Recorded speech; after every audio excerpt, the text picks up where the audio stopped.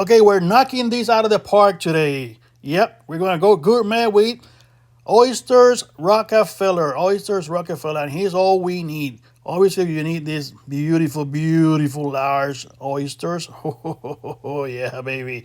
Oyster Rockefellers.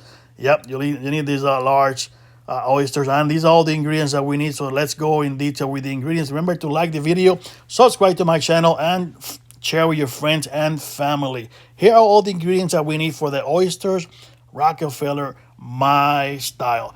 Big, large oysters. There you have them. Beautiful. I'm going to make 5 because this is just for me. You need cream, about 1 cup. You need a parsley or cilantro, about 2 tablespoons. 3 tablespoons of chopped onion. A tablespoon of butter. Teaspoon of garlic. White wine, 1 cup. 2 cups of spinach. And we're going to use salt and pepper to taste. I'm going to also use pecorino romano cheese here, and Parmesan Romano cheese also to top it all off. So follow me step by step on a saucepan here. We're gonna start with the butter. We're gonna melt this up, probably medium heat or medium low. So we add the chopped onions there. So a tablespoon of butter and 3 tablespoons of chopped onions, pretty much. And we're gonna just keep moving these around low heat or medium to low. You don't want to burn this. Just keep moving it until it actually start turning color. So here are my onions with my butter. I'm going to add some garlic, about a tablespoon of fresh garlic. Yep, fresh garlic. And we're going to incorporate all these together. I'm just going to make sure that it start to sweat those onions, and it start to, turn like translucent, but I don't want to burn it at all. So you keep moving in. The heat is actually medium to medium low, and you just want to, depending on your stove, and you just want to make sure that actually turns translucent. Once you get to that point, we're going to add a cup of white wine, any white wine that you prefer. You can also add beer, but I'm adding a white wine here. And we're going to just let this reduce a little bit, let it burn some of that alcohol. So 1 cup of white wine. That's all you need. Once you get to this point, it start bubbling like that, we're gonna add the heavy cream here. About a cup of heavy cream on top of that.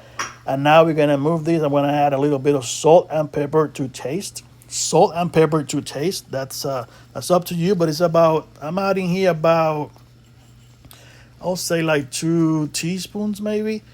But that's up to you how much you want to put in there. So salt and pepper to taste. And we're going to make sure this is all incorporated. And we're going to reduce these sauce. You see how runny it is right now? It's also just heavy cream. We're going to reduce this at probably like in half. Half the amount. And it's going to turn into a creamy sauce. That's what we're looking for. So it's going to take about 5 to 10 minutes. Because we're doing it slow. Like medium to medium low.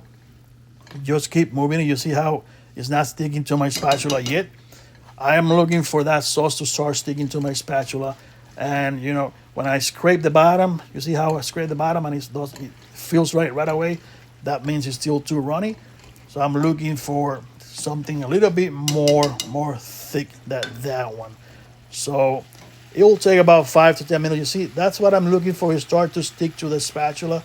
That's what I'm looking for. So I think this is ready. If I scrape the bottom here of my saucepan, you see how it takes a while to refill it. Now this is the right consistency. This is what I'm looking for.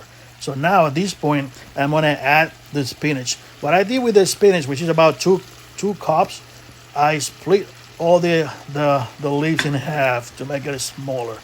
So you just make sure that you split them like that. You put them on top of your sauce, and now you're gonna add also your pecorino romano cheese, about a quarter of a cup of that cheese. So this is gonna be more gooey at the end. So all we want here is to make sure it's all incorporated. You don't want to overcook the spinach because it's gonna turn black. You want to keep that green color there. So all I'm doing is making sure it incorporates. I already have my consistency, what I'm looking for. So I think this is ready. and I'm not gonna go overcook this. So I'm gonna take it off, turn off the heat, and actually take it away from the heat source and just put it aside until I actually work with the oysters on the other side. So take it off the heat once it's ready like that. And let's go to the next step. I have my oysters here. I'm gonna show you how easy it is to open. This is all you need.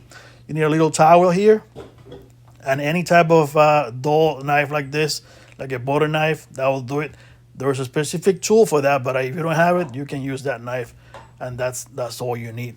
So the oyster here, you see it has like a thin part and a thick part. So you're looking for that hinge on the wider part of the oyster. I'm gonna show you here on the camera. See, this is the oyster, has like a thinner side and a thicker side. So, and then in that thick side, this is the thinner and the thicker.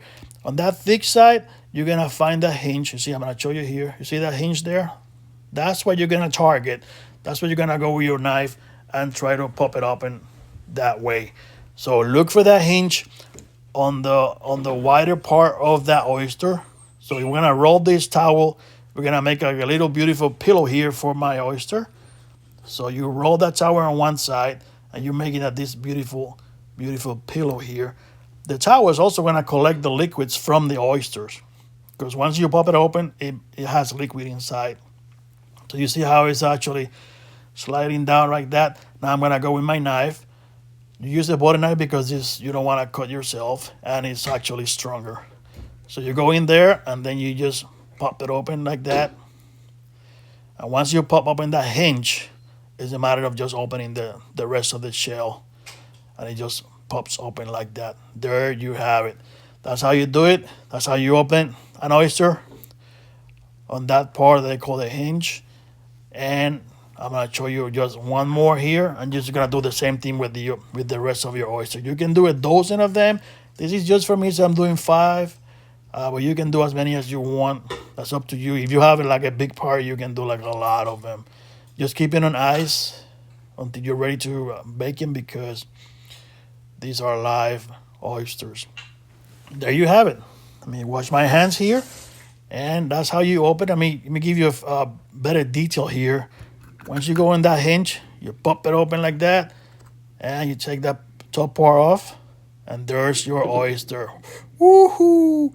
You're gonna see how good this is gonna turn out to be. So go in the hinge, go inside, pop it open, and there you have it. So another thing you wanna do actually here with this oyster, you wanna take it, you're gonna scrape it from the shell and that muscle that's holding the oyster there. So when it's time to eat them, they're already detached from the shell and that muscle there. So they're ready. So you do the same thing with all of them. Here I have all my 5 oysters, fresh and ready for the oven, because these are Oysters Rockefeller. So they're gonna have cheese and all that on top of it, and it's gonna be a quick oven heating to melt that cheese over my oyster. So I'm gonna add here a little cilantro. You could use parsley too if you like it, but I'm used to cilantro, so I like cilantro a lot.